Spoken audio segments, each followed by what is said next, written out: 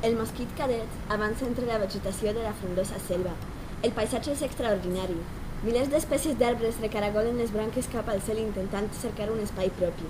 Els ratxos de sol es colen entre les capçades formant colors i figures que il·luminen la fullarca verda-iroja i groga i marró, que cau i s'arrambla entre la molsa humida. Els animals amagats en l'espessor xisclen de tant en tant i els insectes se'ls acompanyen amb sons repetitius. Tots junts formen un brunzit de sonoritats intenses, harmòniques i exultants de vida.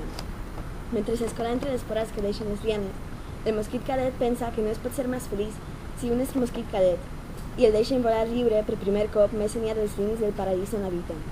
De sobte, però, els arbres es fan fonedissos i una caliana en forma d'ou s'obri en un estrany campament, ple de cabanes de fusta camuflades amb fulles i xarxes dels colors de la selva i encerclades per grans tanques metàl·liques de fils d'aram. El mosquit cadet, perplex per la troballa, decideix sobrevolar aquell estrany indret i investigar els secrets que hi amaga. Entra en una de les cabanes, extremant la precaució per no ser descobert, i s'hi troba una taula, una cadira i una jove femella humana teclejant compulsivament sobre una màquina d'escriure.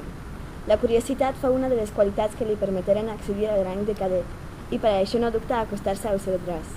Un cop allí, clou les ales, es muda la vista i prova a llegir dissimuladament allò tan misteriós que escriu.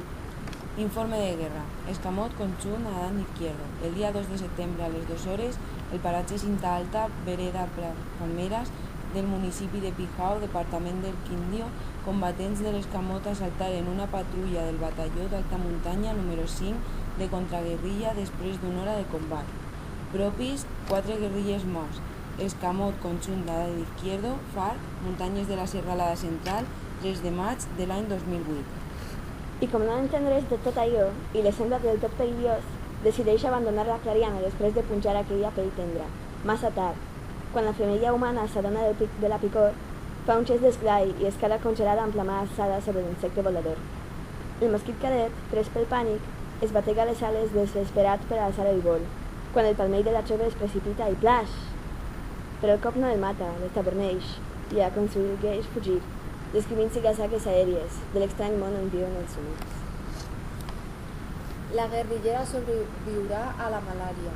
Les bombes arrasaran el campament. El mosquit serà engolit per una iguana.